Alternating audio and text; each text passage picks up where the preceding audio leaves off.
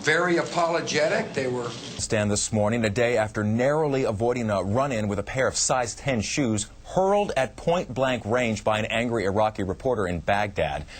Shaking off his brush with the flying footwear, the president met with Afghan leader Hamid Karzai in Kabul. That's where the two discussed the country's increasingly violent and unstable security situation.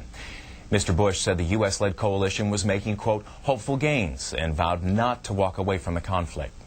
It was a far calmer scene than just hours earlier where in the Iraqi capital the surreal shoe episode unfolded. Here's NBC's Jennifer Johnson. With just 37 days left in his term, President Bush made a surprise visit to Iraq Sunday and got quite a surprise during a press conference with Iraqi Prime Minister Nouri al-Maliki, shouting, "This is the farewell kiss." 25-year-old TV reporter Muntaz Zadar hurled his size 10 shoes at the president. Mr. Bush had to duck twice to avoid being hit, while several Iraqis grabbed the local journalist. Later, the president joked about the incident.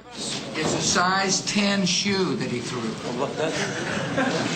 In Arab culture, showing the sole of a foot or shoe is a grave insult, as the bottom of the foot is considered the dirtiest part of the body, why Muslims remove their shoes when entering a mosque.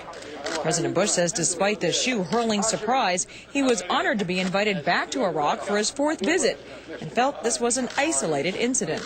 I didn't feel the least bit threatened by it. These journalists here were very apologetic. They were said this doesn't represent the Iraqi people, but that's what happens in free societies. While President Bush proclaimed that much progress has been made in rebuilding Iraq, many Iraqi people blame Mr. Bush for the violence that has torn apart their country.